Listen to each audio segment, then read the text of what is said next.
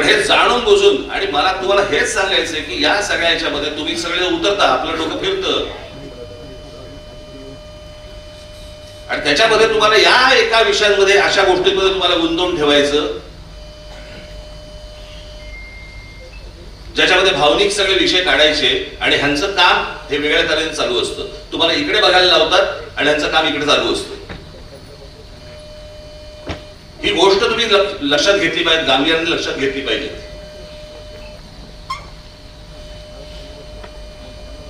संपूर्ण देशाचा विचका झालेला आहे, राज्याचा विचका झालाय. मला ना कोणाची सत्ता आहे आणि कोण विरोधी पक्षात आहे वगैरे, कोणाला सत्ता मिळवायची आहे, हा सगळा भाग बाजूला सोडा. आपण आपल्या राज्याचं काय नुकसान करतोय, आपण आपल्या देशाचं काय नुकसान करतोय.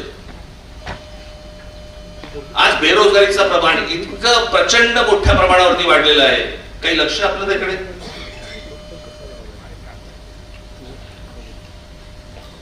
आज अजून पाऊस पडलेला नाहीये. महाराष्ट्र देशात अनेक ठिकाणी, खास करून महाराष्ट्रामध्ये दुष्काळी परिस्थिती येणार, आणि आमच्याकडे काय चाललंय, खासदार फोडणं, आमदार फोडणं, नगरसेवक फोडणं. आमची सत्ता कशी टिकेल, वाटेल तेवढे पैसे आम्ही द्यायला तयार आहोत, माणसं विकली जात आहेत. मला असं वाटतं राजकीय पक्षाच्या कार्यकर्त्यांनी या गोष्टीचा विचार करायला नाही पाहिजे, जनतेने करायला पाहिजे, लोकांनी करायला पाहिजे. की ज्यांना निवडून आणण्यासाठी तुम्ही 4-4, 5-5 तास, 2-2 तास तिथे उन्हामध्ये त्या रांगेत उभे राहिला, तो माणूस 50-100 कोटीसाठी म्हणून विकले जातात, त्यांना पुन्हा तुम्ही परत उभे करणार का? आता ही जर समजा ते परत आले तर तुमची प्रतिक्रिया काय असणार त्याच्यावरती?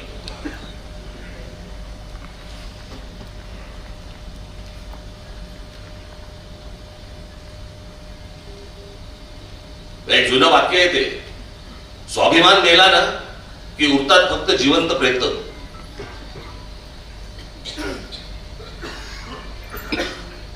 आणि हे ज्या प्रकारचं राजकारण आता महाराष्ट्रामध्ये, देशामध्ये जे सुरू आहे, भविष्यातल्या येणाऱ्या पिढ्यांना आम्ही काय सांगणार आहोत? आम्ही विकले गेलो म्हणून तुमच्या समोर ही परिस्थिती आली. माझ्याकडे एक आकडा आहे,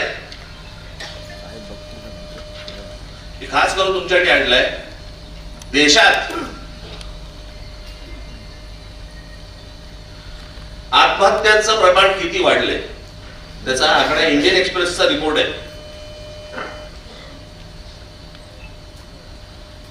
काश्मीरमध्ये 16 लोकांनी आत्महत्या केल्या, मग अजून कुठेतरी जम्मूमध्ये, इथे तिथे सगळीकडे आले. प्रत्येक राज्याच्या दिलेल्या आहेत, कुठे 11, कुठे 42, कुठे 106 आत्महत्या. मिझोराम या भागामध्ये, त्याच्यानंतर 615, त्याच्यानंतर तुमच्या गुजरातमध्ये, मध्य प्रदेशमध्ये 15,000, गुजरातमध्ये 8,000. सर्वात जास्ती कुठे आहेत? 22,174.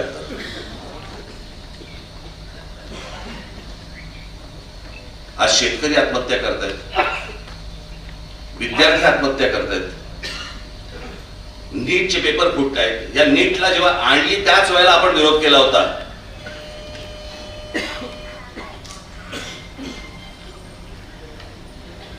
आज लहान मुलं पळवण्याचा प्रकार वाढलेले आहेत. खासदार आमदार जसे पळवले जातात तशी लहान मुलं पळवली जातात, मुली पळवल्या जात आहेत, त्याचे व्यापार होत आहेत, त्यांना परदेशी पाठवलं जात आहे, काही जणींना वेश्या व्यवसायाला पाठवलं जात आहे. एवढे सगळे प्रश्न आज आपासून देशासमोर उभे असताना आमच्याकडे काय चालू आहे? आमची सत्ता टिकावी म्हणून आम्ही करोडो रुपये टाकायला तयार आहोत. आम्हाला खासदार फोडायचे, आमदार फोडायचे, नगरसेवक फोडायचे. तुमच्या मताला किंमत काय? 0.